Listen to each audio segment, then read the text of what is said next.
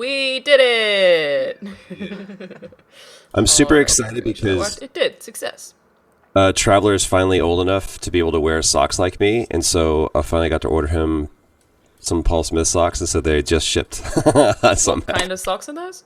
Paul Smith, like I do the stripy socks, right? Boop. You do often wear good socks. I have noticed that. That was some flexibility right there. I didn't think there was a chance in hell of your sock approaching the camera unless you went like 7 feet back. I will never be found without, that like your mom always said, don't ever wear always have clean underwear because you don't know when you're going to get into a car accident. Did anybody else's mom say that shit? Because mine did. Yeah. So my whole thing is like I will never be found in boring socks because I think life is too short for boring socks. That's a cold open. I'm trying to think if I have any kind of policy like that, and I don't think I do. I also have. Whenever I flew through London, it became a thing that I would always go. There's a Paul Smith in Terminal 5, and I would always go to that Paul Smith to buy a pair of socks and leave. It was just my stupid souvenir that I would get. And then once I had Traveler, they'd make insanely cute baby clothes.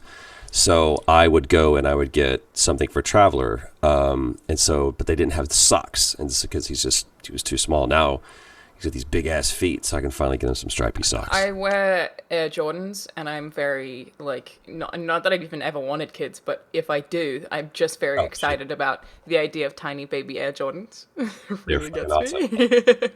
I'm like, I really like that. And how quickly they'll be out of them. Yeah, they're like, $5 a pair or whatever, and they're like in them for 2 minutes. I'm confused though from your story, Troy, because am I to gather that there was once a time where we visited other countries? Is that a thing? Sounds exciting. All of the outdoors. Cool. It's 36 degrees in LA today. 36 degrees. You and your damn Celsius. I don't know. That's maybe. Is that 90? Good or bad? I could never tell what that is. You're in Celsius, idiot. I know. I'm just. You're on my side. I'll have a good time.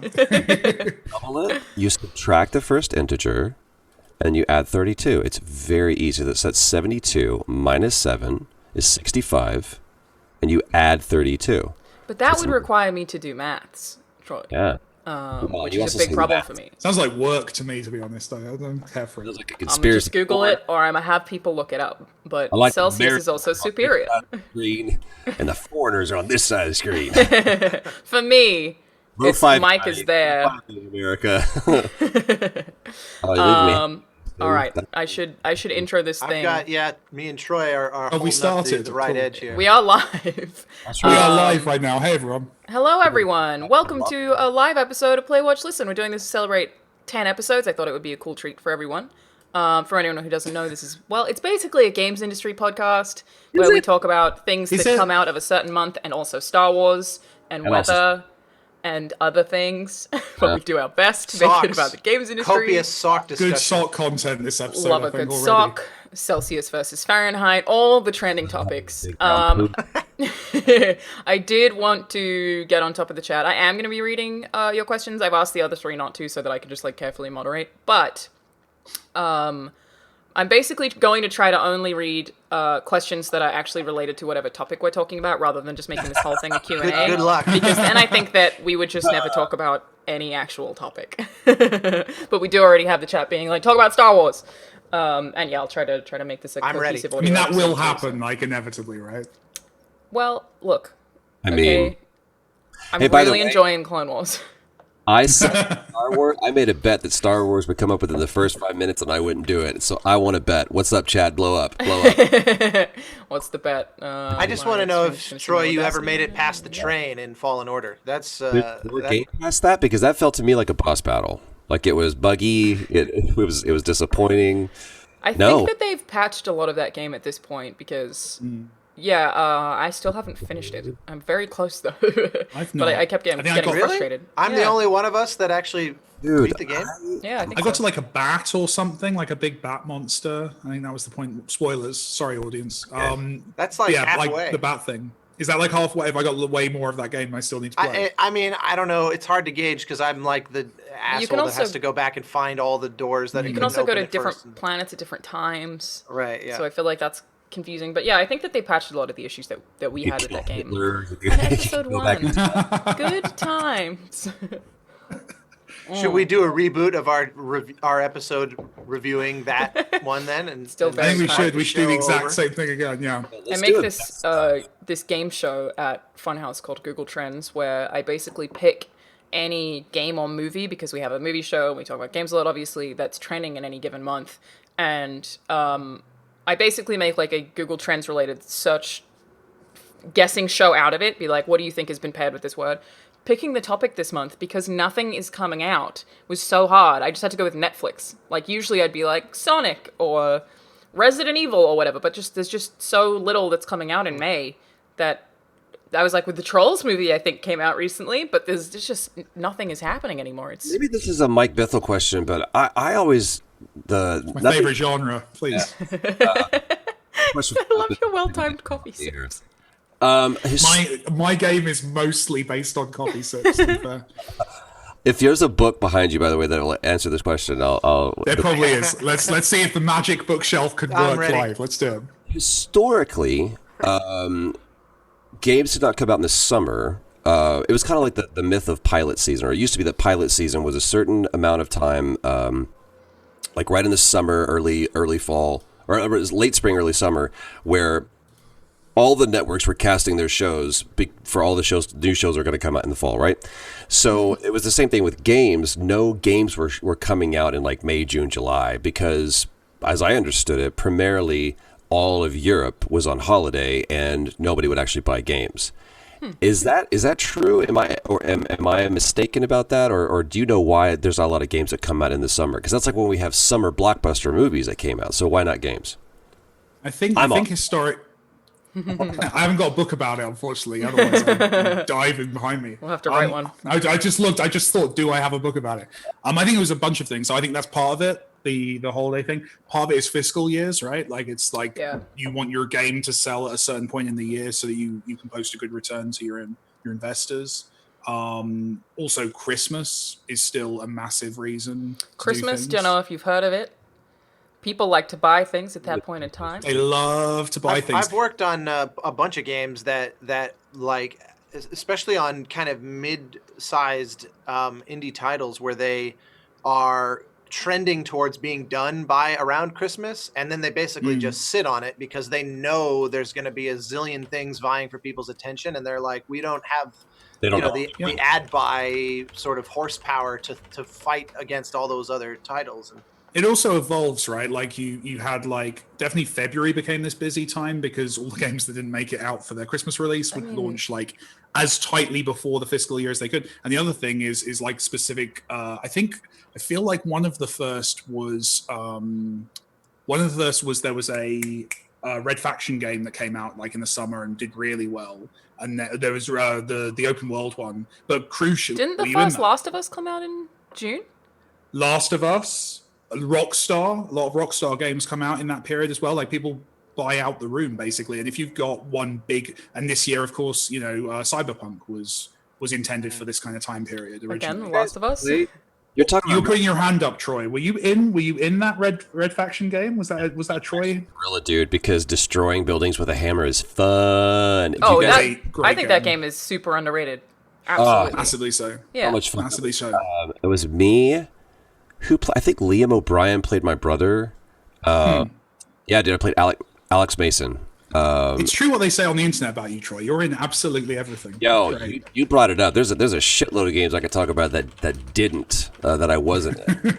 But you just happened to bring that one up, and I remember that was one of the there's a couple of opportunities that I've had. Like Final Fantasy was one of them. I was like, here's a franchise that I've played that I get to now be in. And Red Faction was another one because I played that first one. I was like, it felt like, here's a heartbreak one in a second. But I remember playing that going, I was like, man, I love the story. I love the world. This moves through it quickly. I love the weapons that it's giving me. It moved from like this sci-fi to horror very quickly.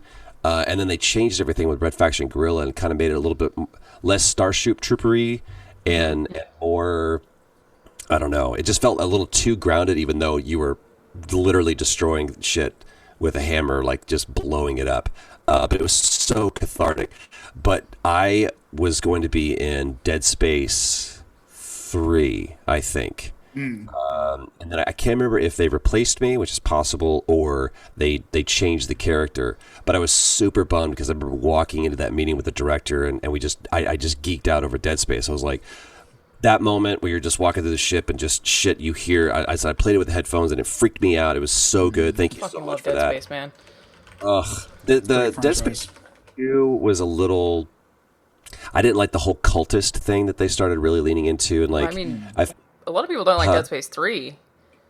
Dead Space 3 was... Is that the one with the microtransactions? There was one that everyone got really annoyed about the monetization. To be fair, I played that whole game without ever interacting with the microtransaction. It's totally avoidable because you could farm, but I think that most of the farming, because it was very focused on weapon customization, and I liked the weapon customization in that game. There's a lot of things I didn't like about it. It wasn't scary enough. Lost a lot of the atmosphere somehow. But the microtransactions could be avoided because you could, like, go to certain areas and wait for certain resources to respawn. It's not like... It wasn't aggressive, I didn't feel. But that might have been a glitch. It felt... You got lucky. Yeah.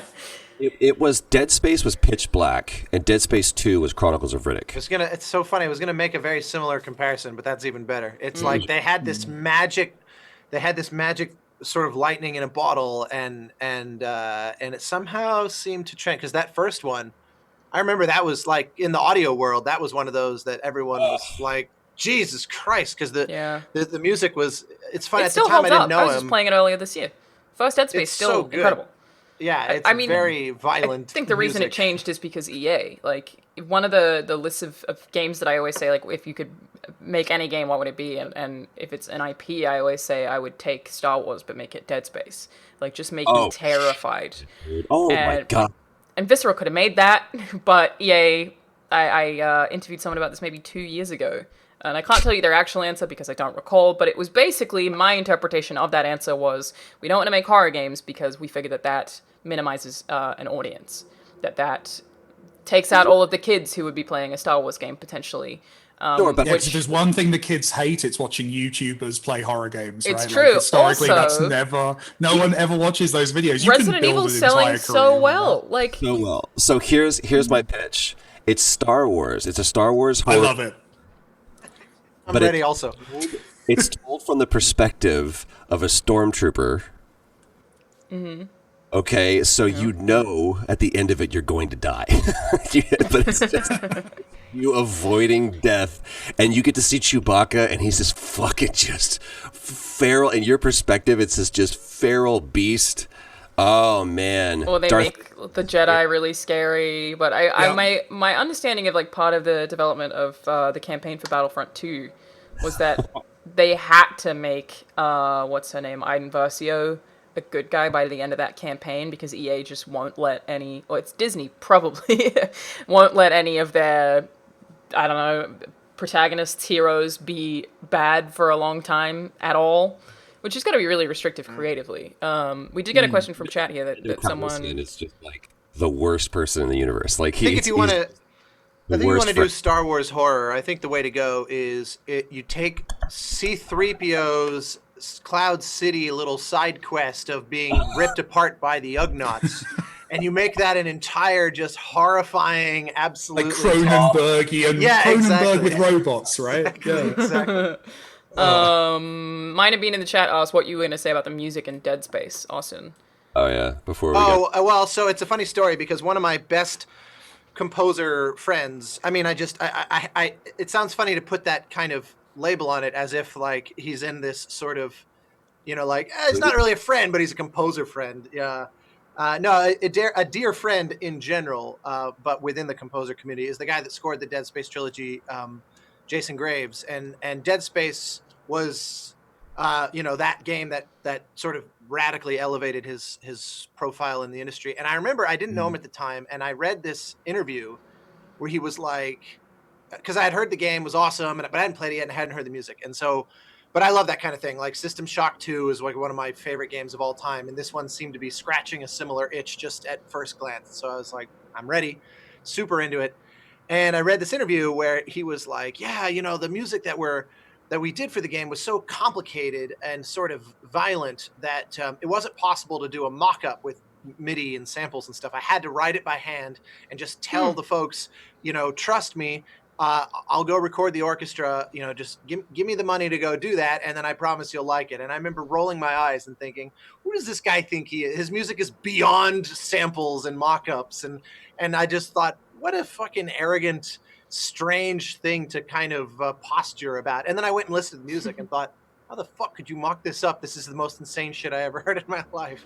And called him up and was like, all right, dude, I gotta walk you through the little inner journey that I just had reading, because I was sure that you were full of shit, and now, like, respect. Well, that's what I was going to ask. How do you do that? Well, I mean, it's the funny thing is that now there's a bunch of libraries where you just like hit a button and it does shrieking horrible things where they've basically taken that kind of music and just sampled that on its own. Right. So now it's extraordinarily easy, but back then, it was effects that the samples just can't do. All these weird things of like violins bending the notes while scratching and doing all these, combinations of stuff that it just is not supported by the library. So yeah, he actually did convince them to just send him off to go sort of custom sample the orchestra and built the score from that. And it is freaking visceral. I mean, that's crazy. I have a friend who kick-ass. Yeah, I have a friend who he's done some composing for video games and some sound design, but he has done a bunch of sound design for, there's like walk through haunted houses. Oh, so, nice. Like the stuff that plays in your ears when you're being terrified walking through a maze or whatever. And a lot of it is the stuff that I feel like I hear about all the time, that I've always been like, do they really do that? Where, he's just like bashing a piece of wood with something to like pick up sounds and then modifying that. Like that stuff's so cool. It seems like it's so fun. Tying it even back to Star Wars for the perfect bow tie, one of the best talks I've ever been to in my life was Ben Burtt, the sound designer of the Star Wars films, giving like a 1-hour public lecture. And a million others. But Star Wars is the one that, I mean, it's just the sheer creativity of this guy. He's every bit as important to Star Wars as John Williams. And to me, hearing him just casually walk through all these iconic sounds, because it's crazy, if you do a movie, it's kind of like if you have one iconic line, you're already ahead of 99% of movies or games, right? Just one. And if you think about sound design being in a similar category, Star Wars has like 1,000 in just the first. I mean, you think about like the sound of the lightsabers, the sound of the TIE fighters, the sound of Darth Vader breathing, and all of these things, one after another, are sounds that like I had back when we could interact with humans. I had someone over here helping me with repairs to the studio, and he got a text message, and it was the lightsaber beam up sound, and I was just like, dude, nice. But I love that it's like it's so. And so the thing that I loved, my favorite story that I heard him tell, was there's this opening shot, Star Destroyer, I guess POV of the camera, Star Destroyer crawling over the frame, one of the most iconic movie moments ever, right? And so he thought, okay, I want this thing. Yes, there's no sound in space, but we're not making we're making a fantasy film. So he wants there to be this weight, this power to the Star Destroyer. So he takes a trip out to Nevada to like a missile test site to just record a bunch of rockets firing and stuff, figuring I'm going to get something beefy, a lot of power, raw, explosive energy. But they all, if you run it in your mind, you realize it's like very white noisy, and it's like they don't actually sound that terrifying unless you're looking at like an ICBM that could kill civilization. But sonically, not so much. So it was a total bust, and he goes back to his motel, and of course it's in American terms like 110 degrees Fahrenheit, and he is boiling, and so it's a shitty motel. Star Wars wasn't that high budget of a film, remember? And so he goes and cranks the AC, and the air conditioner breaks and starts going. And so he literally puts his microphone up and gets this low rumble, and that's the Star Destroyer. And it was like story after story after story like that, where you just thought, man, it's a life lesson of just going through life open-eared, Yes, Troy? We did the same tone. Yes, Troy? One of my favorite Ben Burtt stories to tag onto that is, and this is the running thread and theme with him, is that he judo flips failure into what we would consider success. Another iconic shot. Iconic, yeah. Oh, yeah. They were trying to get a specific sound for Indiana Jones. And they were like, this is exactly where we need to go. It's just there's this quarry that we'll be able to actually get this sound that we need. And so they're like a 79 Corolla station wagon or whatever. And they were trying to get up the hill to get into the quarry, and they just couldn't. And they've been trying and trying and trying. It's like, that's where we have to get this sound. And every time they would get up to the hill, the Corolla was too weak, and so it would just slide down. And then Ben Burt and his engineer looked at each other and were like, and they stuck a mic out by the tire, and as they rolled down, they recorded, and that's the sound of the boulder chasing after Indy as he's leaving. That just gave me chills. That's nuts. I love that. I never heard that one. Yeah, it's the same thing. It's like, was he at ILM or was he independent? He was Skywalker Sound. Skywalker Sound. Got it. Yeah. There's just in general everything that every Lucas company has done. I just don't feel like the public gives them enough credit. Like the way that they completely, I mean, they basically spearheaded digital film. That's a thing that Lucas did, you know? Like first ever complete digital shot in a movie was in Star Wars. Like he just pushed things forward so dramatically. It's incredible. You may have been up there, but if you go to what was it wasn't the ranch, but what was the big compound? I mean, the ILM one in San Francisco. Yeah. The Presidium, where what's it called? Lucas with the Yoda statue outside, and the... Yeah, I just call it like HQ. Are we all just gonna like name drop that we've been to ILM now, just to be absolute jerks on the channel? Awesome. Just checking. Oh yeah. I guarantee you that I hate us. I had us. the weirdest experience. I can one up that hatred in a second if you remind me. It's like a museum. Like going there is a pretty incredible thing. But I went up there because they were working on a prototype for what would become Battlefront, but then in changing. But the way that they wanted to record it, they were like, we want realism. And so it was me and another actor, and they have a big screening theater up there, and they put microphones on us, and they were like, all right, you guys run around. And so it was literally them recording us running around going, get down, Ronnie's over there. Everything. I was like, this is it's like, we can, it's all I could think about was Dustin Hoffman and Laurence Olivier in Marathon Man. And Dustin Hoffman would run around, as they said rolling, he would run around the stage and then come in. And one time, Laurence Olivier looked at me and goes, my dear boy, they called it acting. And it's like, they're like, no, we want this realism sound.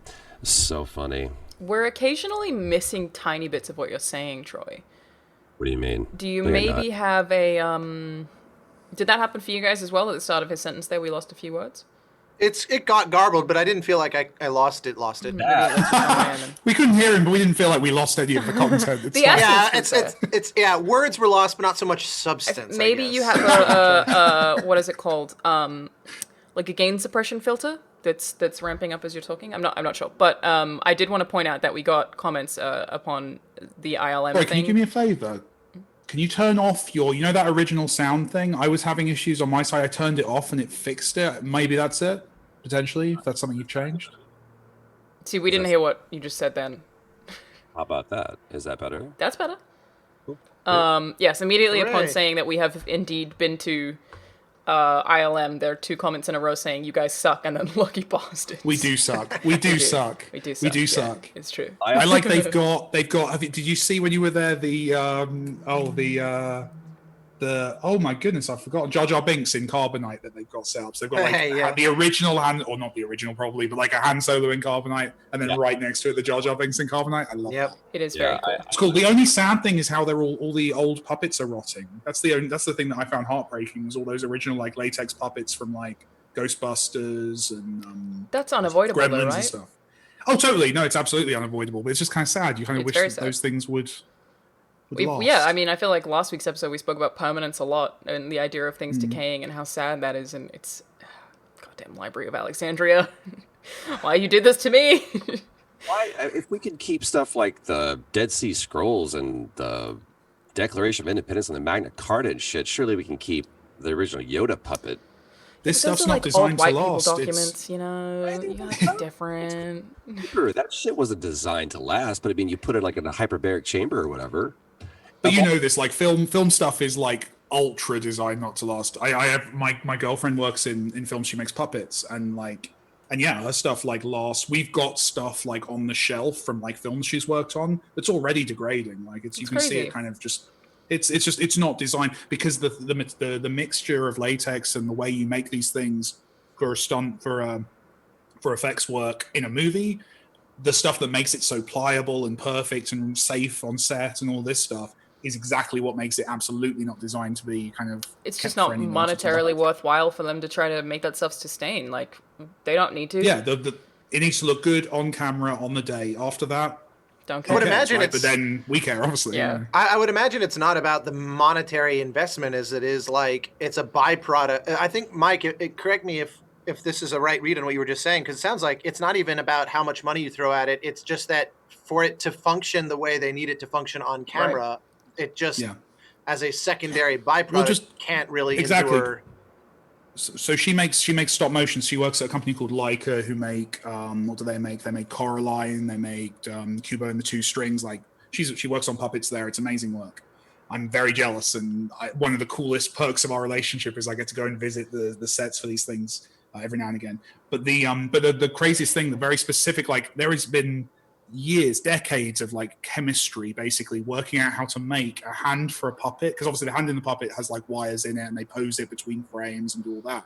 But doing that over and over for hours, in the same way as if you did this to anything you had for 4 hours, that's a very bad mime. I apologize to the video, but like it's going to fall apart, and that's the thing is they've designed these hands so these hands last so they can shoot maybe 3 seconds with a hand before it breaks in the hands of the animator. And I have tendinitis in both of my wrists from repetition from playing video games. Literally both wrists. There was a year where I was wearing 2 wrist guards, and I would sometimes have people on the internet be like, "Is that for fashion purposes?" I'm like, God, no. I kept having this recurring issue where I'd take it off to go to the bathroom, and if I was ever drunk, I would lose every single wrist guard because I would leave it in a bathroom somewhere. And then leave, and they're like $40 a piece. It was like, I have to stop drinking while this is happening. I just can't. Like I was getting drunk a lot.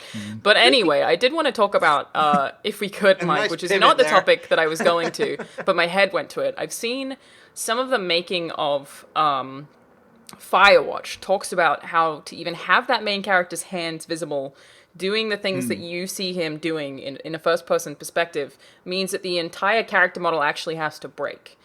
Like, if you see a Call of Duty, a character holding a gun, the way that it would actually look from your first-person perspective, if you actually looked at the way that character model would look based on the way that you're holding it, it would be this person just sort of doing this. Is it... Right. Absolutely. If you're making something in first person, I don't know how to phrase the question. I guess is if you were to literally flip that and look at it, which I know is not what we actually see when we're seeing things in video games, what would it look like? Would it all look completely insane and broken? Yeah, because ultimately, and this is true, like video games aren't simulations. They're designed to be absolutely perfect from the very specific position that you're from. 2 things. One, the direct answer to your question is no. Those hands are where they make sense to be on screen. Yeah. But the slightly, I think, cooler thing that anyone watching this can go and do, go play a first-person shooter and run into a wall, and you're going to notice your gun never clips through the wall, because that would look really stupid. Now, some games, they'll do like a little animation where the hand comes up, which is really cute, and that's cool, but you can't push that through the wall either, even if you're right up close to it. And the reason for that is most first-person shooters render twice. They render literally everything else in the scene, and then on top of that, they, like a sticker with a transparent background, they then render the gun on top. It's almost like the gun is UI. The gun is UI, exactly. That's a really good way of putting it. The gun's UI, and it's you never notice it until the moment I point it out. But now it's going to annoy you in every first-person shooter. As you're running around, you're going to notice that gun is separated. It's really visible in, like, if you play, like I've been playing to bring it eventually to a topic, remaster of Call of Duty. In that first Call of Duty, and to be fair, in every Call of Duty, you spend some time kind of like climbing through grass behind another character. Your gun's never going to clip through that guy. In fact, so it's going to be this. You get these weird moments as you're going through where his foot is closer to the camera, so there, than your gun. But your gun is being rendered on top, so your gun suddenly looks tiny. because it's like next to this big foot. So all of that kind of stuff, everything. When you see a reload in a game, when you see a character reloading in a game, they will from another character. You're not reloading; they're reloading. They'll play one animation. When you're reloading, that's again like completely bespoke to your character. Someone in the chat just asked none of the about animations. That. Yeah. Oh really? Okay. Does that mean that multiplayer FPS games have two models for each player, one for the player perspective and Absolutely. one for another player? Yeah, and they're completely different. That makes completely sense different animations, completely different everything. Yeah, they'll have the same timings usually, but yeah, they won't be the same animation. No. Playing Rainbow Six, like LAN parties 20 years ago, I distinctly remember when what you're saying, you could see someone's barrel, like the collisions weren't quite perfect because you could see someone's barrel just sort of poking through a wall as they were looking around, like they're on the other side of a door looking for you. But from your POV, it never vanishes into the wall. And exactly. I never really thought about until just now. I never really thought. Well, technically, you're not seeing the gun. Where it gets really weird is the gun you see on the floor that you pick up is a different gun model than the one that's going to be in your hands after. There's some really good. There's some really good shit you're dropping on us here. Well, true though, right? That gun has to look really good. Yeah. That gun that you pick up from the ground has to exist in the environment.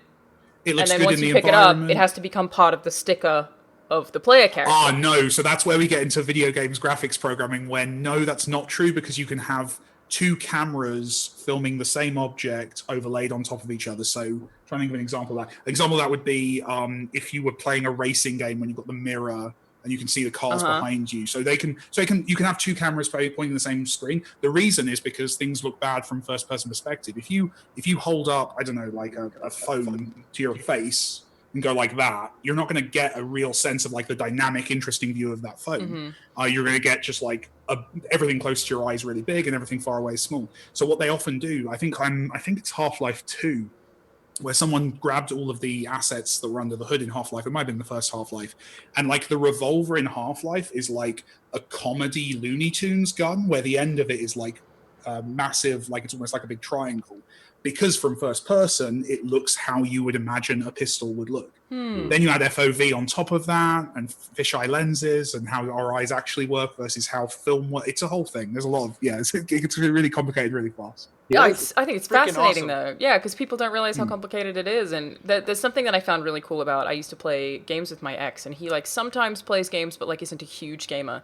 And we played The Evil Within together. And one thing that, because I play games so much, it's really constantly, I just have kind of inherently learned level design in a way that I'm like, that box is there because it's going to want me to go in this room and hide behind that box, which means he's going to come through this way. Like, my brain just sort of like knows read the level like the designer. Absolutely. I'm like, well, that box was put there for me to go behind that box, and I know that, which means that a bad guy is going to come through that door. And I didn't quite realize how much that means horror games are a very different experience for me versus someone who doesn't look at games that way because they haven't learnt the game design. What's that? There's less suspense for you? Is that what? Because I'm like, that guy's going to walk through the door. But I also kind of had that with even playing Resident Evil 3, where for some reason my brain goes, that's an asset. That zombie is actually not going to move. All of the others are. And then I'd be like, wait for the animation that means they are finally down. Because It's like when you watch like an old... Sorry.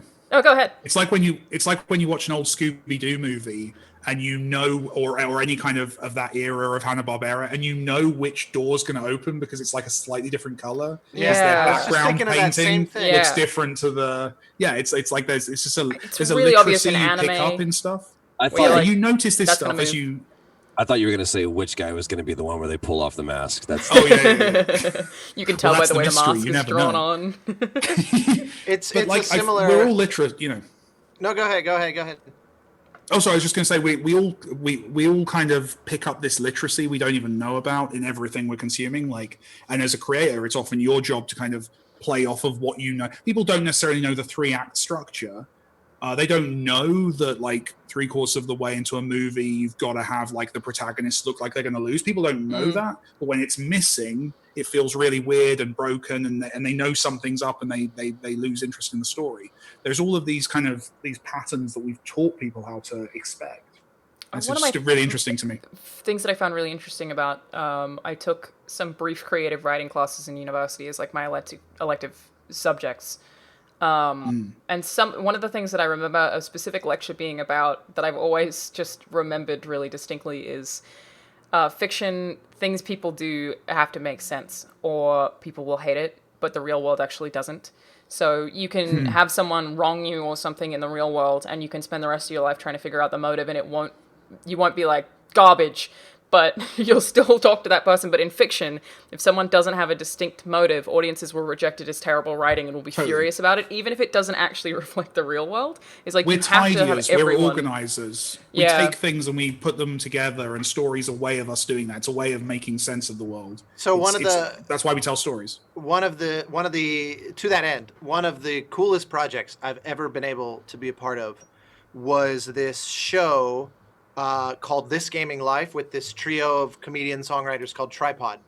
Hey, Australian. Your native. Yes, exactly. G'day, mate. Oi. Are you from Australia? Way to beautifully yeah. represent. Oh, wow, okay. And I thought both of you were British. What am I going So this show was the origins of it was the Melbourne Symphony commissioning the three of them to basically write songs about being nerdy gamers that I would then transform into this kind of over-the-top orchestral presentation. And so it's kind of a musical. It's we jokingly called it an orchestra cabaret show. And I think you played this to me once, right? I feel like I sat in your studio once and you played me some songs from this. I had to have, because it was just one of the most fun times. It's just so great. And they're such brilliant lyricists and songwriters, and we had so much fun working on this thing, and they're geniuses, like certified geniuses. They really very are. beloved. And so one of the songs, to the point that you're making, like the whole show, it's loosely narrative around the idea of the three of them working out how for the 20 years they've been the band Tripod, they've always had gaming going on in the background of that. And at certain points, it's not even been the background. They used to joke that their live shows was a warm-up to the Halo matches that they would be playing immediately afterward. And so like it's a recurring theme through the show that they all have kind of different games that they're into. And Jan, one of the guys, there's a whole bit about how he only plays gun games. And so as part of, because I'm conducting the orchestra, they do this whole thing about how he absolutely will not play Journey under any circumstance and shoot people in it. And they're like, you're psycho, and blah, blah, blah. It's really funny. So there's a bit where the show actually gets a little bit real, where there's a song. This is brilliant, very Tripod thing to call it. The song is called Safety in Numbers. And the idea of it is the reason we play games is because the real world doesn't make sense. But in a game, you know that some programmer and some engineer and some artist, they manufactured a world so that when things happen, they're designed to happen. And so at its scariest, you have this kind of cradling hand keeping you sort of on a path. And he tells this whole story about how he had like this road rage incident, and it really shook him up, and there was just no way to kind of make sense of it. And it was really kind of scary for a moment. And then he like boots up World of Warcraft, and he figures nothing can possibly be that scary in this environment. It's sort of the beauty of there being safety in numbers. And it's absolutely one of my favorite bits in that song. We had an earthquake in LA the other night.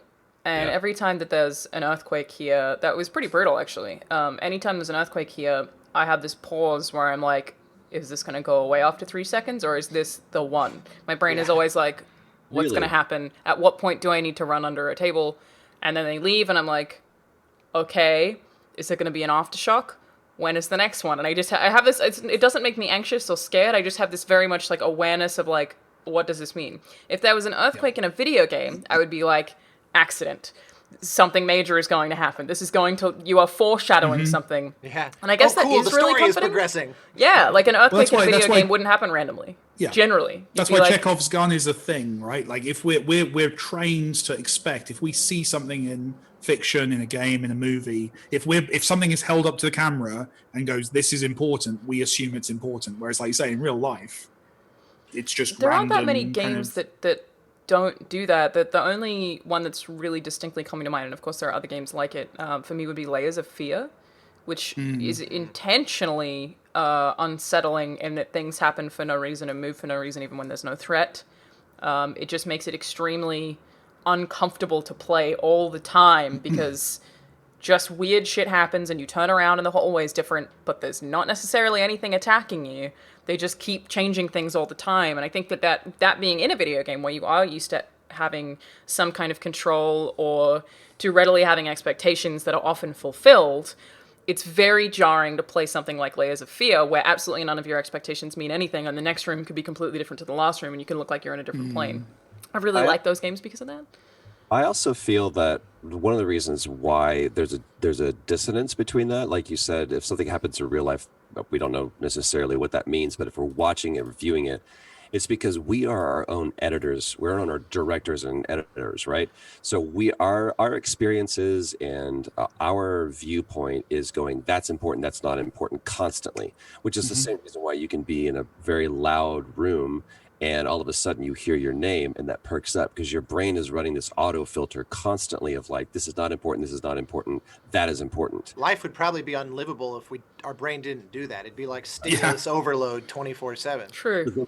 Watching something, someone is doing that for us. And so we must adapt to that language. And they must be a lot of times, and this is one of the problems I think a lot of game designers have, is that they go, we have to make sure that the player understands this is important. And they go too far to that end as opposed to going, trust that they're with you. And if we've told our story well, they're tracking that that's important. And we don't have to constantly reiterate that that's important. I really wanted to talk about Final Fantasy, but I feel like we're now half an hour into this topic that is also very interesting. And I did get a question from chat earlier that I half know the answer to, but I feel like I'll let you speak to more, Mike, is when games are written and a plot is written, how does that start? And how closely does that work with design? Because from my understanding, a lot of games writing depends on the game, but a lot of the time you can write something and have anyone else in the room be like, well, that doesn't work with the way that we've designed this level. And then so you write a script, that area is made, maybe they couldn't do what was scripted, and then you have to rewrite the thing based on how the game plays. So it's like this constant like piece of, and your writing can get thrown out because they're like, we can't make that. It's not going to work. They don't not everything is just written with a script in mind. It is also, like, you can literally just throw out parts of the script and then have to make it adapt based on the way the game is made, is my understanding of how a lot of it works. Yeah, but like in various different like degrees and configurations. Like honestly, like what you just described is like honestly in most cases the best case scenario, right? And like, there's a really, I don't want to be a jerk. I feel like it's my job in once an episode to be judgmental, but generally the stories that come out of a game studio, you can definitely tell which game studios are run by writers or by people who put story first. Like there's definitely a correlation between games you think have great stories or that are well received for their stories and whether the people who are good at telling stories are in charge. Because yeah, basically in all game development, it's always a collaboration between a bunch of different departments doing different things, from the QA department to the artists to the designers to the coders to everything. Marketing has a say, and rightly so, in my opinion, a lot of the time. There's a million different people trying to pull their stuff together, and yeah, you're basically dancing to the tune someone else is playing at all times, and that's fine. But it can, you can end up with, if one, to continue my very labored metaphor, in a room with someone who is a professional composer, so I'm going to trip myself up here, but if one section of the orchestra is too loud, thank you, Austin, if you will let me know if I go off, then it can go wrong. I'm ready to discipline you. So it's always that back and forth. And yes, generally, like the way we do stories is I'll often actually, and this is quite rare, I'll actually often write a story before we even kind of start, at least not necessarily like a script, because writing, you don't sit down and go like, scene one, this happens. Scene two, you don't write things out in a very linear way. Often you go very structural with it. Most writers start with like, they'll work out their beats, they'll work out their structure of the story narrative. The thing we're doing at the moment, we're doing a radio show plug. That's all that was all structured beforehand in spreadsheets, and then I've gone through and I've kind of written, my spreadsheet like tells me, okay, you've got 250 words of the narrator here, and it has to convey this piece of information because you're going to need it 3 scenes from now. So you do a lot of that planning work. If that's done and that's respected, then you can build levels off of it. You can work out how everything works. You can make tweaks back into that structure. Where it goes wrong is when the writing has progressed to a stage where you've written dialogue, when you've kind of really worked out what the scenes are, and then something has to change, because at that later stage, you're one step removed from the planning process. It's the difference between sitting with someone and working out the route you're going to take on a map the day before versus being in the car and trying to course correct as you're going. That, it's that kind of, you can make, it's harder to make those changes later. And good game studios understand that, and kind of there's a lot more back and forth and communication. Bad game studios, and I've had this happen to writer friends, literally they'll be like, we've got 11 locations, 11 levels in our game. Here's the story beats laid out. Here's where the cutscenes will be. This is what the story is. Oh no, we can't do level 9 anymore because that's expensive. We've got to cut corners. They take that level out. They never go back to the writers, and now just something's missing. And then every single review of that game says this is a badly written game because this thing never paid off, and we don't know why that. And the writers would be the ones who get the criticism, even though it doesn't necessarily happen that way. Exactly, that's a logistical problem, right? But likewise, you also can have situations. I don't want to pretend writers are perfect. Like, writers will write bad stories, and then game designers will be trying to fix them. The other thing that's really interesting, and I think often kind of can cause more kind of human level issues, is that both game design and writing are such fuzzy jobs, and such jobs that everyone rightly has like an opinion about what those jobs are and maybe thinks they can do those jobs in a lot of cases. They're the two jobs which the most different kind of people in a game studio are going to have opinions and be throwing ideas in and wanting to change things and want to tweak things. No one's debating with the programmer about how they should optimize for performance. Right. We leave that to the programmers. But in terms of like story notes and design, that can be much more of a fluid, organic thing in a company, which again, if you manage it well, can be an awesome thing where lots of really cool ideas come through. If you manage it badly, it can end up in a situation where, someone who had no involvement in the writing process decides this character should have this cool, I've literally seen it where where there's like a meme about a meme's going around the internet, everyone's doing a dance or everyone's doing this, and then a producer will say, oh, we have to have a scene. I literally was on a project with someone when they added Gangnam Style. They were like, we need Gangnam Style. It's really hot right now. And we're like, the game's not coming out for a couple of years. No one's going to remember Gangnam Style. I hate memes Gangnam Style's really big games. with the kids. Oh man, the first Watch Dogs but that comes in. That always is an interesting. It's so funny that you say that, because it always makes me think of the difference between Family Guy and South Park, where I've seen it where like the Family Guy episode, because it has like a 10-month production pipeline, it will have some 10-month-old pop culture reference for that reason. But because South Park, they turn them around in 6 days. That's why that show's so good. Right on the cusp, and it's interesting how Family Guy can be so hilarious, but the moment, at least back in the day, and they would have these incisive bits, but then it would feel like, oh wow, I forgot about that, and it really was only maybe half a year earlier. In games, it's even more extreme. That's In fact, why wasn't there Gangnam Style in Hex? Please no. I feel screwed. Keanu wouldn't do it. We tried. But I just wanted to give a quick shout out to Robot Ninja Shark, who just donated $50, which is technically 2 weeks of hosting for this show. It cost me about $50 to $100 a month to host the show. So thank you. I appreciate that. And Mike just donated $10 as well. You guys hear me? Yeah. Right. Is it weird? You sound fine when it picks you up. It's that it kind of like filters you out at the start. Sort of. It's like it's assuming. It's like it's muting you until you start. Gated talking. is the word.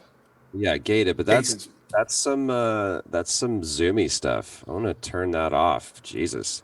I just want to kind of go off on Robot Ninja Shark real quick. That dude is incredible. He is absolutely a philosopher. We've had some great conversations, and he said something that I'm trying to proliferate. I think you mentioned him last episode. And I know that because I had this moment where I looked, and I saw it when I was editing it, because I remembered the moment where I thought really hard about what a Robot Ninja Shark would look like. And you can see it very distinctly on camera where I'm like, for like a good 5 seconds, trying to figure out what a Robot Ninja Shark looks like. You have some interesting philosophy. If you were a robot, a ninja, and a shark, you're going to have an interesting worldview just based on that, right? That's the big three. It's amazing. He and good socks, I'm sure. Great socks. Logistically complex socks. Exactly. He was kind enough and brave enough to share something on Twitter where he talked about his experience with his wife. The really kind of, I'll let him kind of share that, but he went through like a real big physical medical ordeal. And he said it dawned on him that what he was experiencing was the human condition. And that just resonated so well with me. So everybody right now who's kind of in this, still trying to find the new normal and still trying to find the equilibrium and the balance of this, the thing that he said that gave him comfort and gives me comfort too is that this is the human experience. We're experiencing the human condition, which means this has been experienced by generations before us. So we're even in that, we're not alone. I was like, dang, dude, that's... Yeah. I think you did talk about that maybe a couple of episodes ago. That clearly very much stuck with you. Yeah, man, it's a good dude. I want to see that tweet. Yeah. It's on his whatever Robot Ninja. I don't even know what I guess your Robot Ninja Shark. I don't know. Mike Bethel, I have a question for you, like everybody does. Craig Mazin, who is the showrunner for Chernobyl, and also most recently he's going to be doing the Last of Us show for HBO. He has a podcast called Script Notes, plug. And in that he talked about structure is a I was trying to look through my notes to find it because I wrote it down. It hit me so far. He said structure is a byproduct. Structure is a symptom. It's not you don't go, okay, here's my structure. You end up writing your story, and out of that it is structured because you did it well. Do you agree with that notion? Because I'm not pushing against it, what you said, but you said you have to kind of start from this. If there's writers that are watching this, like Blake Snyder has his whole thing is like, he kind of did a drive-through version of Joseph Campbell and said, here's basically what here. Here it comes. My Joseph Campbell's in the next room, but I've probably got Save the Cat. Save the Cat, if you're a writer, is a great book for you to read to understand what a lot of writers in this industry will reference. But I would definitely say Robert McKee is for writing and film is a much better resource. It's Blake Snyder's this thick, Robert McKee is this thick. It's like 750 pages. It's a tome. But Blake Snyder says on this page you should have this moment, on this page you should have moment, and is your structure. And I feel like Craig Mazin just kind of pushed away from that. He's like, no, you don't have a structure. You write your story and you find out after the fact that it's structured. There it is. The magic shelf delivers again. There you go. My Robert McHugh is in the next room, unfortunately, so I can't do the double feature. But right there, I believe. Yeah. Is that a skateboard? So to answer your question, skateboard. Yeah. That is a Naughty Dog skateboard. That's awesome. To answer your question, the dude who wrote Chernobyl is a better writer than me. That's the short version of the. So genuinely, like, I think probably he's just like either exceptionally gifted or probably more likely just extremely more experienced than me. For me, I need a roadmap. I need to put that structure down. Often I'll change the structure. I'll realize, I need to do something different. But no, like someone's like, I still consider myself like a beginner with this stuff. I write jokes well enough that it kind of disguises the problems in my storytelling. And I think, for me, I need the structure. And also, me and Troy, we've chatted about this kind of privately. Like, it's the way I approach things is always a very design-led thing. Like, I need to sit down and I need to make a plan. I need to structure stuff. I need to, like I said, like literally plug North Star Rising podcast that go for it. You plug it. Austin, Troy, there you go. Go and listen to that. It's quite good, I think. Second episode, Troy's first episode was this week. But with that, like literally, I'm working out the spreadsheet and I'm working out, okay, for 250 words, I need to introduce this new character who's going to run around and do their thing and be introduced. That's what I need. If I was a better writer, maybe, a few years from now, maybe I'll be able to kind of come in it the other direction. I think you do end up with stuff that's more formulaic if you take that approach, for sure. And I think that would probably be my biggest criticism of my work, is that it definitely follows a 3-act structure religiously. All I can say to that is the one time I tried not to, which was Thomas Was Alone. Thomas Was Alone is a perfect 3-act structure, except for the last act, where I was like, you know what, I'm going to do my own thing and mess it up. And every single review, go find me a review of Thomas Was Alone that doesn't say Thomas Was Alone's last act sucks. Like, every single review is like, wow, the storytelling's so good for the first 2 acts, and then what the hell was the ending about? Does that mean that the idea of good storytelling has become what we expect from a 3-act structure because we've always had 3-act structures? That's what I'm talking about with literacy. It has become it's sort of a self-fulfilling objective. prophecy. Yeah, because we expect a 3-act structure, so if it doesn't have one, we're like, disappointing ending. It's unsatisfying, yeah. Or do we but I don't think that's a new invention. I don't think Snyder did that. I don't think Shakespeare's been doing that. Well, if you look back, like Beowulf is that. Like it's what you were saying. Ultimately it comes down to causality. It's person wants a thing, person tries to get a thing, person gets the thing, or they get what they really needed all along. That's just a satisfying causality thing. Well, over time, we've added wrinkles to that. We've been like, oh well, they want to be strong, but actually they need to realize that the true strength was in their heart all along, and that kept us going through the 80s. There's these kind of things improve, but ultimately it is about causality and about putting meaning into life. It's not a sequence of things that happens. It's got to be more than that, because that's what our brains want to decipher in the world. And we enjoy stories because they're fast food. They just deliver us an experience, and they give us a satisfying ending. It means something. When the Avengers pull it off in the end, you feel good because someone laid that out for you to feel good. Whereas if you went out into the real world and had like an experience and met a new person, you'd have to put work into that to get something out of it emotionally. Yeah. So it's fun. It's nice. That's why we tell each other stories. I just wanted to say another quick thank you to Pagan Place for just donating £55. Thank you so much. We really appreciate it. That's very cool. We call it jazz, right? Like that was a name that was given to something. It's the 3-act structure came about because that was the story that surfaced, right? It's not necessarily that okay, yeah, sit down and write, okay, here's our 3-act structure. It was like you said, person wants a thing, person needs to get a thing, person gets the thing. You talk about people that shit the bed on like the last half. Like, look at Stephen King. That's his thing. Like, he can build a world and he can create characters. His thing is characters, tension, and dialogue. That's what he does. He does not do story very well at all. Bless you. I just watched Outsiders, and it's like, as soon as I knew that it was going to be a Stephen King thing, I was like, oh, it's going to be shitty at the end, with the exception of Shawshank. Shawshank and Green Mile. It's like, it's going to shit the bed at the end. M. Night Shyamalan was always have you the read same. Stephen? Oh, sorry. I was starting to ask, have you read Stephen King's book on writing, Troy? I think you find that a really interesting I've counterpoint. heard that is really interesting. It's fascinating. I disagree with 90% of it. I do not like the way. Who the fuck's Stephen King, right? Like, it's definitely that thing of like, Stephen King's definitely again a better writer than me. What has he written? But like, definitely, like, when I read it, because he writes things, he doesn't do any structure. He just writes a story until he thinks he's hit an ending. And personally, in his work, similar to Troy, like, he doesn't seem great at endings to me. And I think part of that is because he's not set something up. They even make a joke about that in It Chapter 2, I believe, where it's a pun about how bad he is at endings.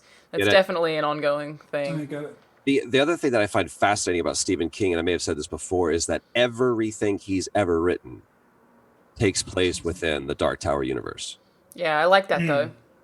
That means Green Mile, all of it takes place within the same universe, which is why it allows that fiction to be a thing. I think that's super cool. The point of, to the extent that we need these expectations and this and that and the rest, I think the problem with holding Joseph Campbell up as like the God paragon, yeah, exactly, is that he was not doing this, what you're describing about Stephen King saying, here's how to write a story. His title was comparative mythologist. He was going and saying, I'm just analysis, observing, not instruction. Yeah, that's the point Troy was making. We gave it the label jazz after it had kind of formed enough tropes or consistent gestures and whatnot that we could kind of group things together meaningfully, and they weren't just sort of like really adventurous versions of folk songs or whatever. It was like, okay, that these things have kind of clustered enough away from the rest that we can give it a new label.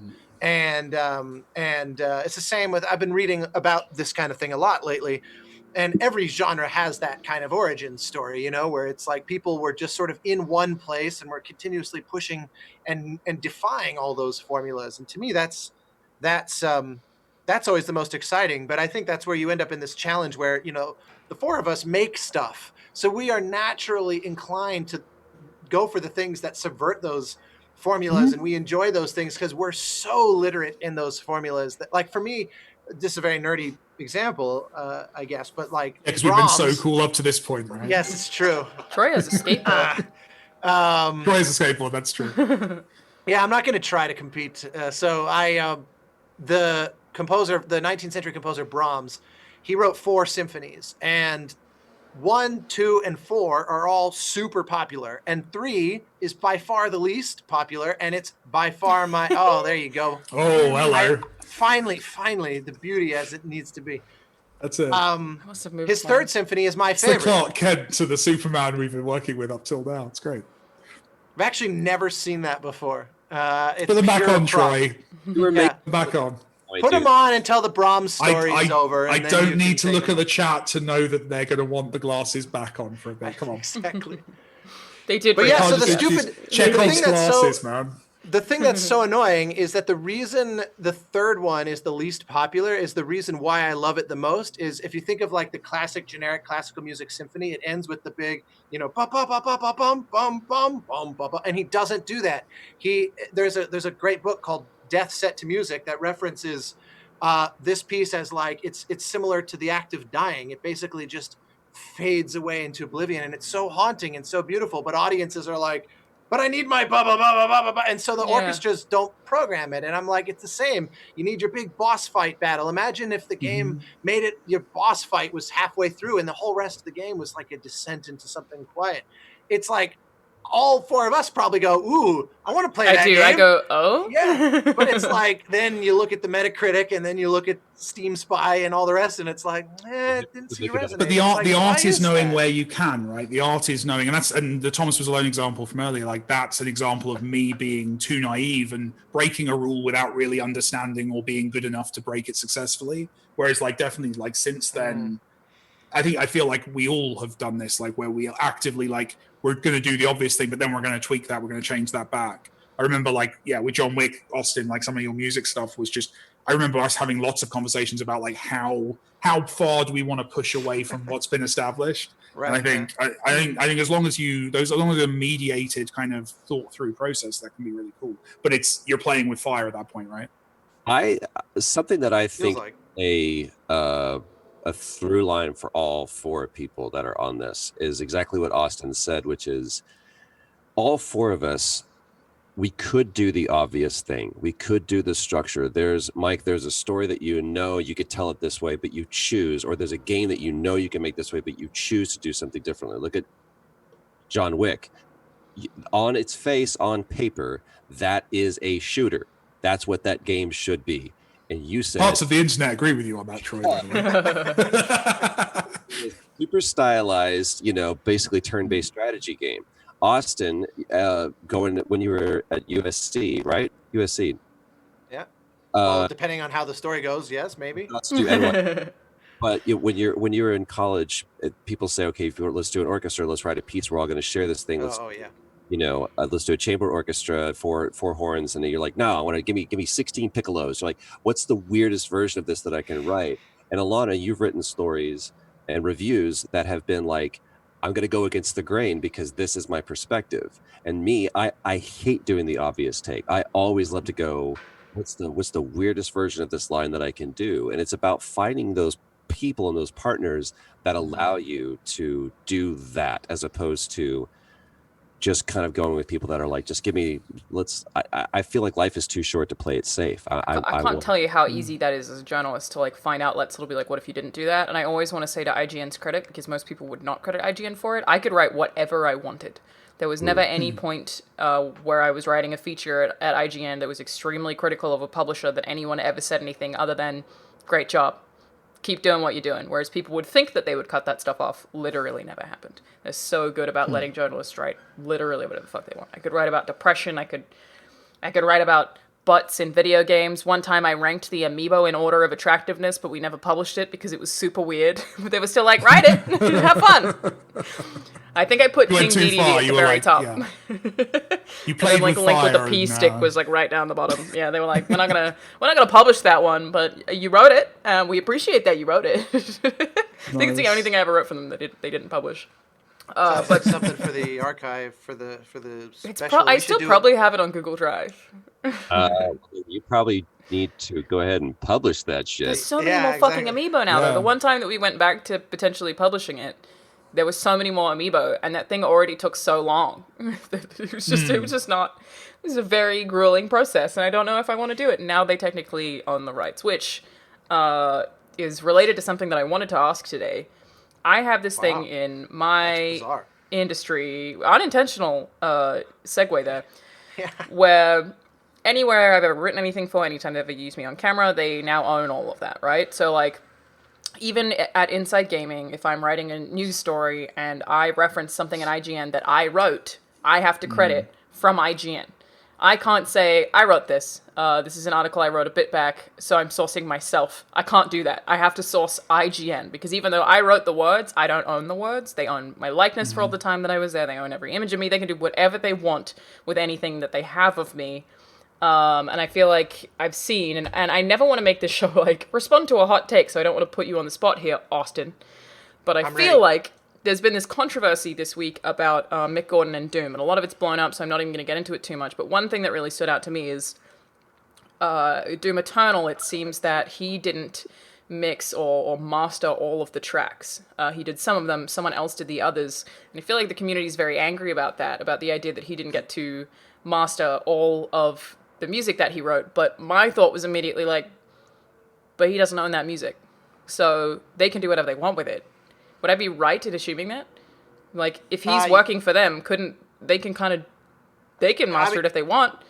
I mean, explain music contract law to us, Austin. Let's do it. Let's do that. Troy, get the glasses. I feel there we go.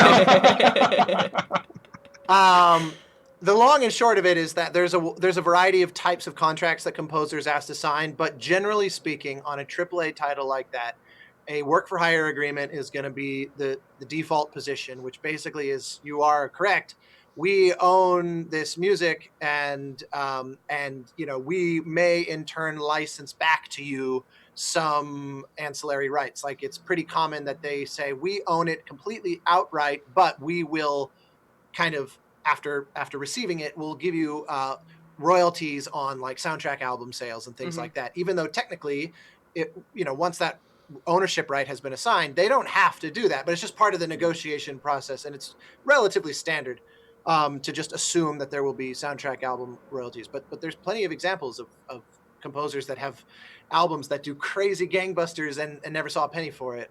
And so it all comes down to kind of what trade-offs you're willing to make. Like, is the credit worth more than the long-term dollars or short-term dollars? And I'm not of the mind that any contract type is sort of by default predatory, but that's a tangent. And as much as we love those, I will answer your question.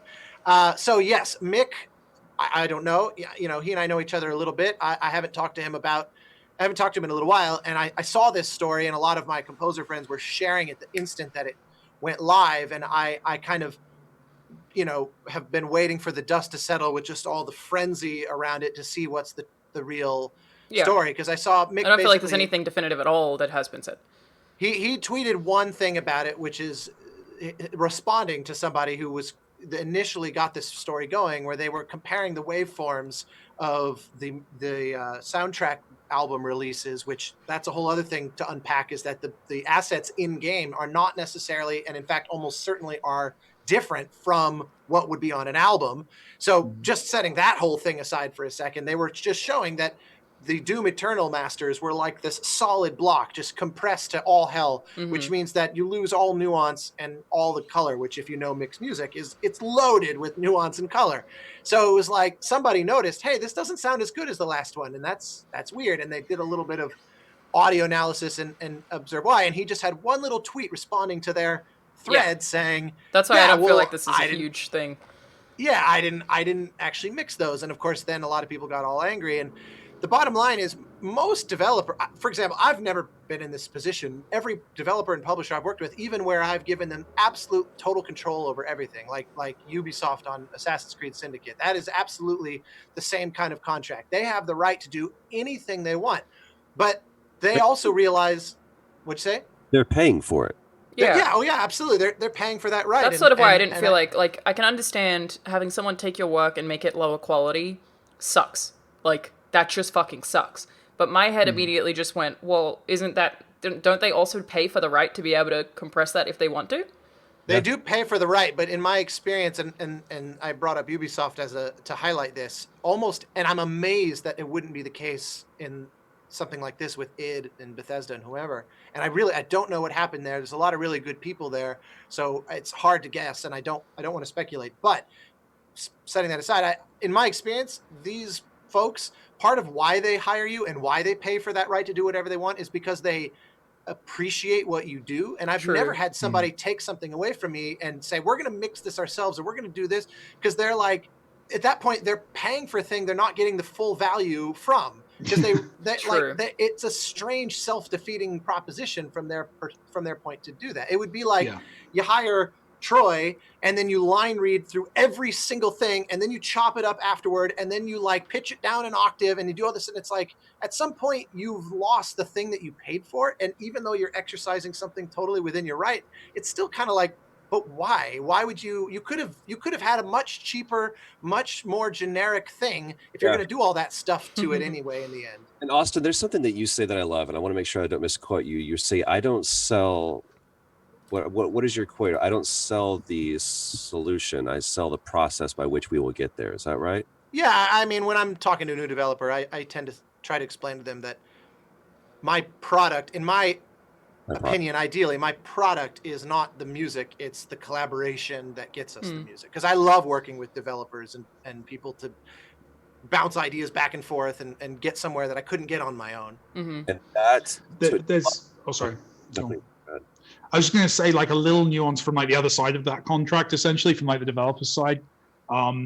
It's actually really hard to own music. It's like one of the few things. So most of the time when I hire someone to work on one of our games, by definition, like, I pay an amount of money, they give me exclusive and complete rights to their work, right? Like, an artist makes a model for the game, and then that goes into the game and we use it. And that's a very simple standard trade that I think most people can understand how that would work, right? With music, because of like the long history of music rights and how complicated all that is, we actually made a decision as a studio like years ago not to ever try and assert rights to music, because it was just so contractually complex and expensive and so much hassle. So like, we don't own any of our soundtracks. Like, all of our music, we have license to them, we have good relationships with our collaborators. I can't remember the John Wick deal because there was a publisher, so let's not go into that, Austin, but literally everything else. Yeah, Austin's like, no. So everything else, like Thomas Was Alone, David Houston, who did the music for that, he owns that soundtrack. He can sell that soundtrack. That soundtrack's even been used. I've seen like commercials on TV that use Thomas Was Alone music as like backing music, and it's like, fair play, man. If you can get some value out of that, good on you. That's great. Yeah. And it's but we've, as a studio, and this is because we're an indie studio as well, we just decided years ago, like, we're just not going to jump into this. We get licensing for music, and you can see that, like Dan Lassac, who's done our last couple of circular games, again, owns his albums. He can do whatever he wants with them. Because it's really hard, and so I wonder if there's some nuance to this situation that's part of that. Obviously, I realize they're bigger companies, so it's not like us. I mean, of course there is. Yeah. I feel like the internet's tried to be very black and white about this particular one. I think people think people think IP and the purchasing of licenses and work and intellectual property is much simpler than it actually is. Like, it's very complex, and with music, massively more so. Like, the reason, more than anything else. I know, Troy, you're about to say something. I just. But can you shut up for a second?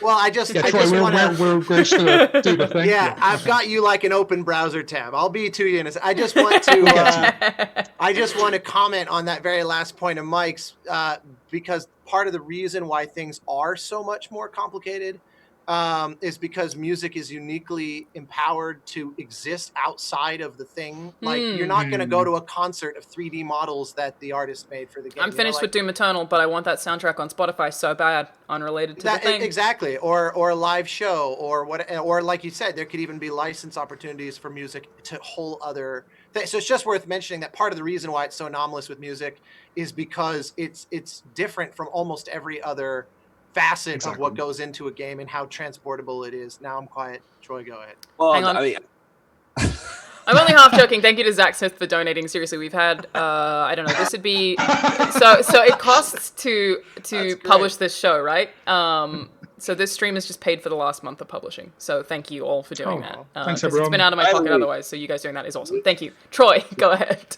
These are just for blue light, because I've been staring at screens a lot, and so this is. I just got some. These are like nothing. Yeah. I think to push against that a little bit, Austin, I think that there's a huge there is a difference between, and music is anomalous and able to do that, but you're not, while you may not go to a concert for those 3D models, there's huge opportunity for people to merchandise and take sure. existing asset and go give it to somebody else. So I understand the exclusivity. In the same right, it's a little bit more from the performance. There's not much I can do with like my performance and take that outside of and put it somewhere else. But Mike, what I hear from you is that you made a philosophical choice as a studio to understand that you're in the games business, you're not in the music business, and that you have to be focused on this. And like you said, you do have the ability and the agility as an independent studio to be able to just do that. Whereas most studios are going, how can we grow and now get into film and TV and music and games and we're going to get this little arm. And by and large, if you look at the big publishers, with the exception of like, I mean, Activision doesn't really get into the whole TV and film route, but like Warner Brothers has, you know, they're a huge conglomerate. Sony has a big conglomerate. They do consumer electronics to film to TV to music. Sony's one of the biggest music distributors in the world. So I understand them going, no, we're going to pay for that and we own that because we have an arm in order to do that. I just really applaud you because I'll never forget. This was maybe 15 years ago, 15 or 20 years, maybe 15 years ago. Don Henley was quoted by saying, "Well, son of a bitch, I finally own Hotel California." Because the publishing deal had expired. And there's a difference between, and I understand, like, look, if I'm footing the bill for everything, I want to be able to, I took the risk. Yes, you have the product, but I took the risk of putting that thing to market. So I'm assuming all the risk. If the worst risk that the artist assumes is that the art is bad or is not received well, I paid for it to be bad.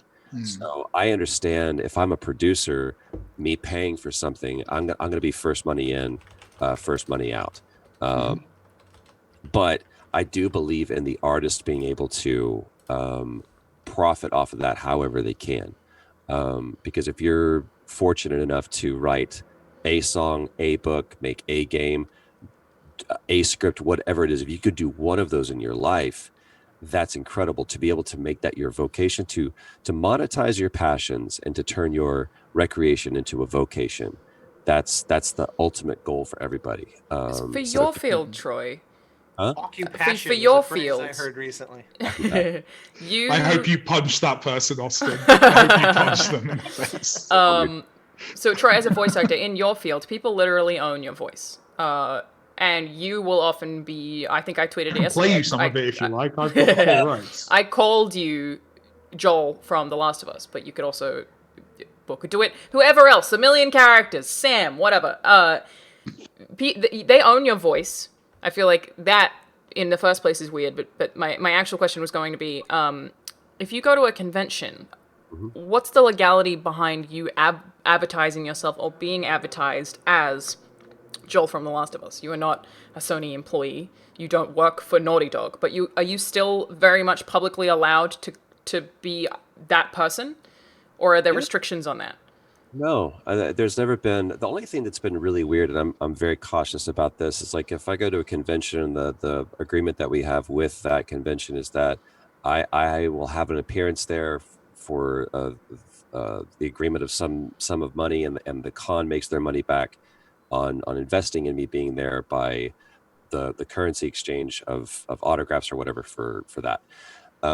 What I'm very cautious about is that if I use it, if they have pictures of that character, I don't own the rights to that picture. So I can't sell that picture. They can't sell that picture because that's them selling Sony property, Warner Brothers property, Activision's property or whatever for their own gain. And I'm not going to be complicit in that. If it's a picture of me, I mean, you could pay my wife for the picture that she took or whatever, but it's that's not the thing. It's the interaction with me that I guess is the product at that point. But no, because it's a public knowledge thing. It's like, well, yeah, I played Sam Drake in Uncharted 4. They could say, hey, that's the guy from Sam Drake in Uncharted 4. There's no ownership to that. That's just a fact. Right.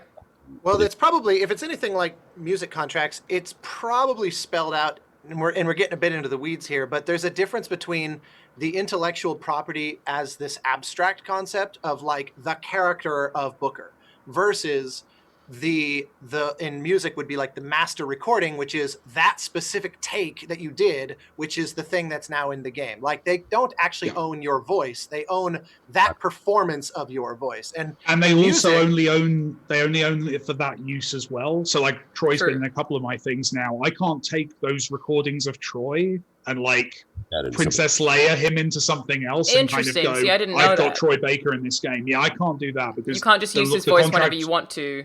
IGN can use my voice whenever the fuck they want to. I actually think my industry might be the most restrictive based on this conversation, in that, like, when I worked for IGN, for example, I was not allowed to talk about video games on YouTube. I wasn't allowed to talk about movies. I wasn't allowed to talk about anything entertainment related because they owned every thought I had about those things. I wasn't like allowed to stream. A non-compete clause. Pretty much. Even if they hired me in part because I had a YouTube channel with 80,000 subscribers where I only spoke about video games, they completely stopped me from being able to do that. And then I have an interesting thing with my contract at Rooster Teeth where this would never be enforced. They would never do it. But I believe it's written somewhere, I can't tell you the exact phrasing, that if you advertise a personal project on a Rooster Teeth program, they then own it. So if I were to be like, go check out Play, Watch, Listen on Dude Soup, which is the Funhouse podcast, they would be like, the minute you advertise it on our stuff, we own it. Which, again, the game industry is not immune to that bullshit. The games industry, I'm not going to say who because I would get in a lot of trouble, but there is a publisher. So NDAs exist. I think people generally know what an NDA is. You sign a contract and you keep each other's secrets in a professional setting. There is a publisher who, in their NDA on page 5, owns the rights to any game you pitch them. So I've literally cancelled, because obviously I read NDAs. I've literally gone to a meeting, been handed that NDA, read it, got up, left, not come back. You know, there are people who do that, and that stuff goes on in games as well. Yeah, that's happened at Rooster Teeth too. If you give them read every contract film, in front of you, they own it. Yeah, I had a in a similar manner to that. I will not say which project it is, even though I don't think it will ever come up, in the same spirit, Alana, of like, I don't think this would ever be enforced. But so funny enough, I was working on a game once where it was absolutely a full work for hire. They own the master recording, which means the actual audio files, but they also own the intellectual property, which means that if I did a cover arrangement and, you know, if I did a new version of that with those notes, even if it's not in the game, I'm technically a cover artist now and would have to license it through those means, even though I wrote it originally. So I was working on a game once where a dear friend lost his wife while I was working on the project. And there was a melody that I had snuck in, that I had written with him, that she had come down the aisle to at their wedding years before. And so as a little Easter egg in this game that I was working on, I put the melody so that we could record it in the score, and I could have this like sort of special version of this piece. And it's actually in the game. You can find, it's like a little monument to this friend of mine's wife. She was a dear friend of mine too. There's a little hidden monument to her in one of these games that I worked on. But I remember saying to him, side note, technically now this music is owned by this company, because they have no idea that it was pre-existing, and technically I'm probably not allowed to even be doing this, but it's not like the piece was copywritten even though it was written. It's just like a little personal thing, but it was one of those that I said, this will never come back to bite us in the ass, but I'm just going to make you aware. Of course, I was telling him after it was too late. Technically, like, IGN's clauses would have even, I think, prevented me from even tweeting about video games, but they want you to do that, really, you know, like, that's really draconian. Like, yeah, but they never stopped me from, they encouraged it, they retweeted me, you know, but like, I think some of that stuff is just written by a lawyer who's so careful about anti-compete clauses that doesn't actually represent the editorial team, which is the same case for a lot of these things. Like, a lot of them are outsourced contract lawyers that just don't even necessarily agree with those sometimes there's like weird legal things as well. Like I've definitely had to have these conversations with lawyers, because we have employees, right? And if your employer allowed you to do those things, and then that turned out that what you were making on the side was something like offensive or awful or illegal, they would in theory then be liable to some extent. So sometimes there's just some back covering in that way. But it sounds like what you're describing is like way beyond what you have to do in order to protect yourself. It's incredibly restrictive. Yeah, I've worked on indies before where I remember working on a project once where I won't say what it is just in case, but I remember we're all being so careful in this conversation. I know exactly. It was one of those where because it's live as well, guys. I know I'm very aware of that. There's no safety net of calling Alana an hour from now and going, hey, you know that bit? Can we just go ahead and snip that little? Which has 100% happened, right? I think all of us have removed something at some point. We've all said something as a bit naughty. But no, in this case, it was a project where it was an indie project where the developers had all met while working for a AAA publisher, and they started brainstorming this idea for their game while they were still employees. And then they decided to do a Kickstarter for it. And so they quit their jobs. They did the Kickstarter. It went really well. And they were able to make their game. And I was able to work with them. And I was talking with them. And it turned out that basically the employment contract that they had said that any pet project you make, the company automatically owns. Like, even if you make it nights and weekends and that sort of thing, we own it. And so they basically had to agree, okay, we didn't start working on this until this date, right? Wow. Because... Technically, we wouldn't own our own IP otherwise. And I remember thinking, that's so draconian. But it dawned on me, the game. You correct me if I'm wrong on this, Mike. I feel like you or Alana actually both might have a really good insight as to if this is a bullshit hypothesis or not. But it seems to me that the reason is because, working in music, a lot of our norms and a lot of these contract things we're talking about, it's because the last 100 years of the music industry and the film industry and TV industry as a subset of that have been working out kind of patterns that everyone seems to be okay with. And there's a lot of precedent that's set, and it's all essentially more or less stemming out of Hollywood traditions. The game industry, by and large, emerged out of the software industry, where a single line of code, if you're designing an operating system or if you're designing some tool, Microsoft Word or something like that, it seems like a single line of code could be the difference of, like $1 billion sort of shift one way or the other.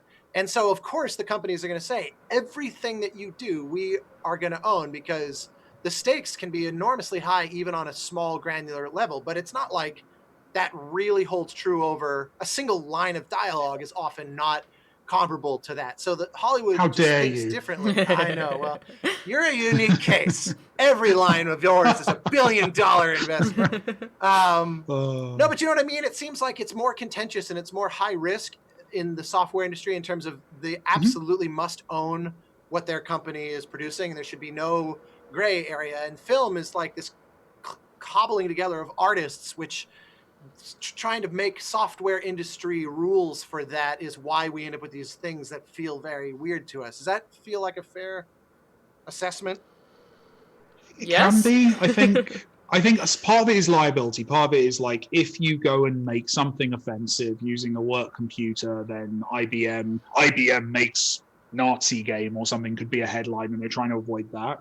But I think, honestly, in a lot of cases, it's just the complexity. And also, it's often about competition. So, like, I mean, Thomas Was Alone, I've said this in interviews before, Thomas Was Alone was made while I worked somewhere else.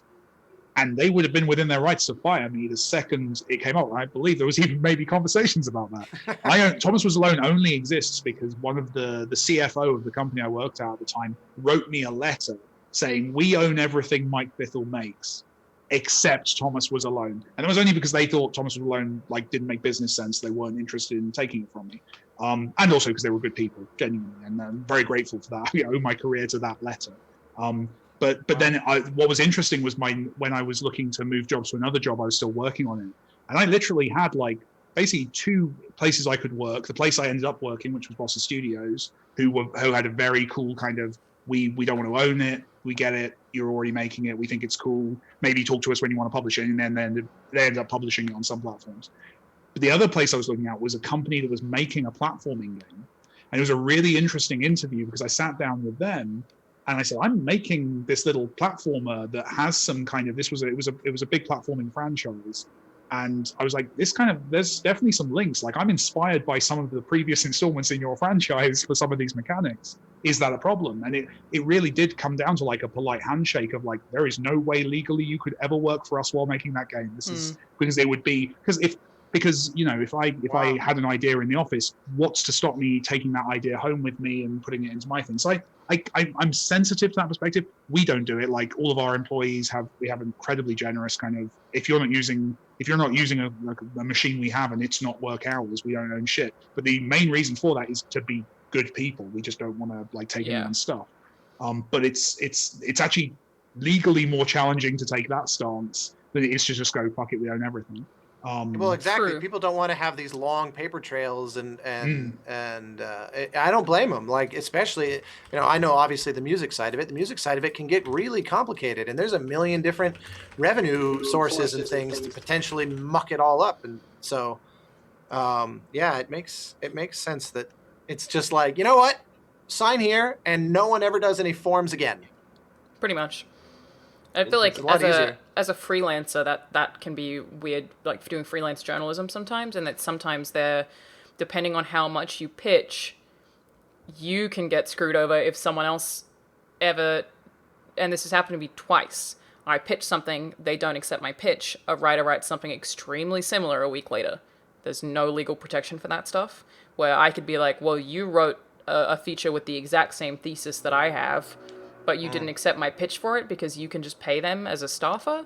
Like that has happened with much smaller websites, to be fair. None of the big ones have done that to me, but yeah, there's just no legal protection whatsoever for pitches. And I feel like surely that happens in the film industry too, where someone pitches a screenplay and then they're like, don't accept that one, but we're making it anyway. Most studios have clauses that say we cannot and will not receive unsolicited pitches for that exact reason. Just in case you get in trouble for something being similar eventually. Yeah, it's because you also get folks that are like, I'm gonna sue them because I'm gonna tell them I wrote a script similar to this. Someone tried to do that with Harry Potter, I remember. But what's the one that's hilarious? Oh, sorry, Troy, you're talking, but I think you might be muted, mate. Oh, no. Say something? Oh, no, you're back. Go for it. The Matrix was the same thing. This happens all the time. Yeah, it does.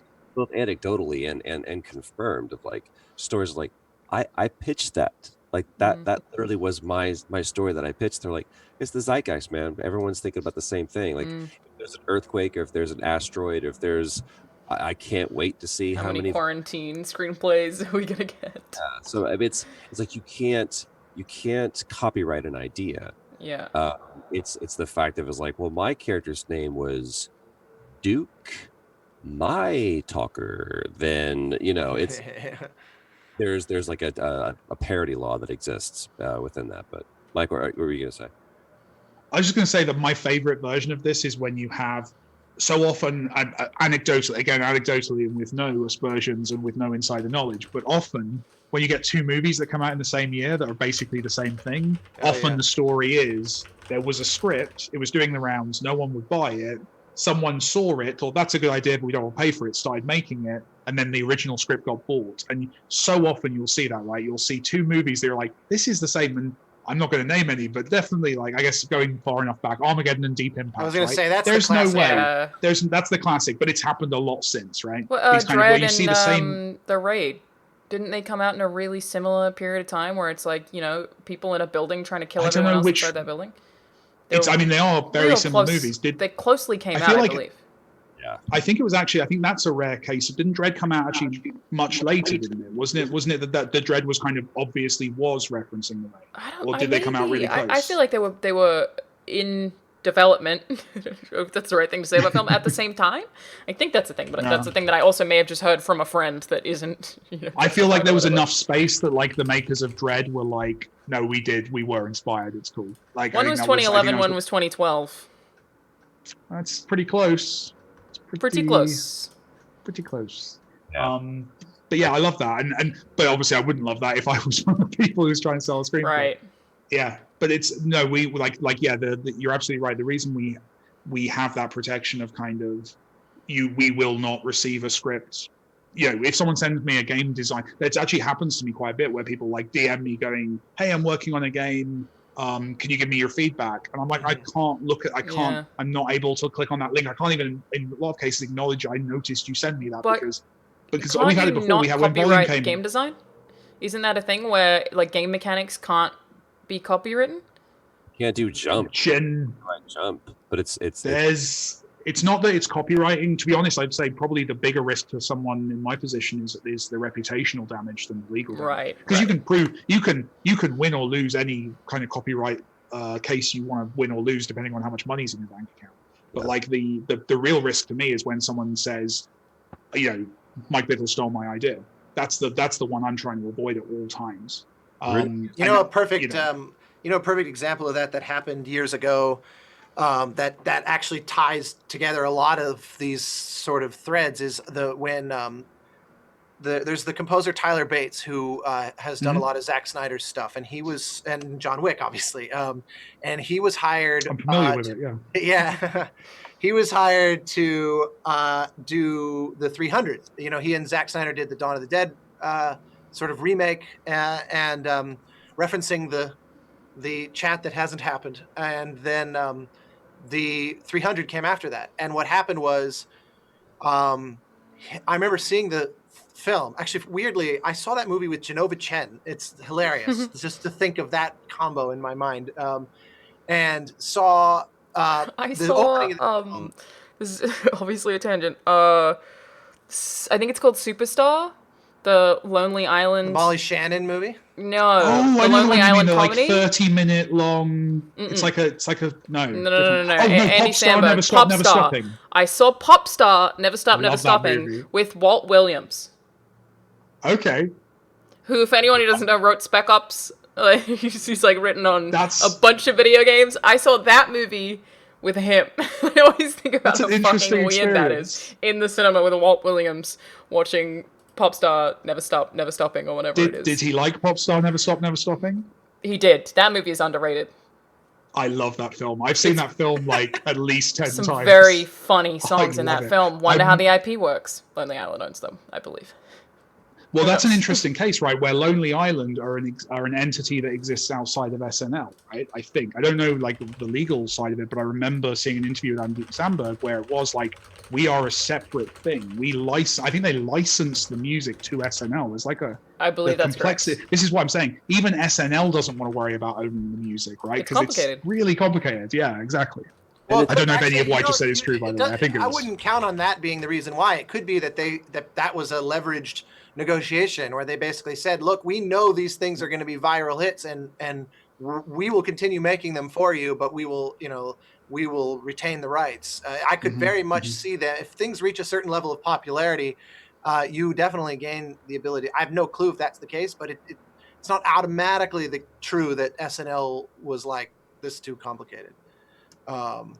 They must have a lot of complicated stuff with jokes and writing and talent and how those people are all allowed to do their own stand-up, and I don't know. That seems complicated for sure, but we've almost been live for 2 hours, so I feel like let me finish my Troy. Wait. I got it. What do you guys think of Final Fantasy VII? Was that like, did you like it? Next week, I think it's fantastic. That's the problem. Yeah, Troy, sorry that I feel like we've spoken of you just because this weird muting thing is happening. I'm noticing that people are not realizing that you're speaking because your voice is not coming in. I don't know how that's happened. What? Yeah. Where because when you like I said, when you're starting a sentence, it's like not. You're muted for us for some reason. Is that still happening right now? Well, it will if we talk. Seems to be what it is. Yeah, it's like some kind of noise. See there, I didn't hear anything you said because I was talking. That's just Zoom. That's just Zoom happening. Maybe we all need to learn manners. That's what it is. That's what we're going wrong. I'm actually at the point I need to start moving on to my next thing. I've got something that starts in about 8 minutes. Okay. Thank you, everyone, for joining us live. Did also want to say thank you to Adam, who also donated, said congrats on your 10th episode. Thank you so much. For everyone who's wondering, I'm going to basically unlist the live stream and then publish tomorrow so that everyone gets it at a standard time. The audio version will be an edited version, so if you're worried about any of that stuff, we'll grab that. And in terms of doing another live episode, we might do one for episode 20 maybe, but that's very far away. It's not something that I want to do too frequently because we enjoy the content. Unless we take this daily, right? That's the next. Oh boy. They're just going to go Truman Show with it, and soon it's just going to be a live stream audio editing to whatever we're doing. That's right. Austin, we now own that idea. Everyone in the chat owns that idea. Everyone underestimated just how harsh Alana's contract was for us. On this. It's a very strict system. Yeah. Yeah. I still even have that awkwardness when using someone on my channel where I always want to be like, is this okay? Can I use this image of you? I recently edited a smile onto Mike's face for a thumbnail without telling him. I only told him afterwards. And it was like, my just so you know. Held up her phone and said, "You look so nice in this picture," and I didn't correct her. Fake smile. I didn't say that's not even me. That's someone else's. I didn't add anything else. I just made it look like you were smiling because I was like, "This is too sad. It's about mental health. We can't both be pulling these faces." I was like kind of smiling. Yeah, it was just like it was too dramatic. Perfect thumbnail. Thank you for joining us live, everyone. We really appreciate it. Sorry we didn't talk about Final Fantasy. I swear to God, I had a whole plan about remakes and IPs, and now I'm gonna have to title this something to do with legal. It's happened again. Star Wars Clone Wars is very good. Professor Edition. Yeah, still fascinating. University course of Play, Watch, Listen. Yeah. Audio will be up on all the audio services tomorrow, and otherwise we will see you guys next week.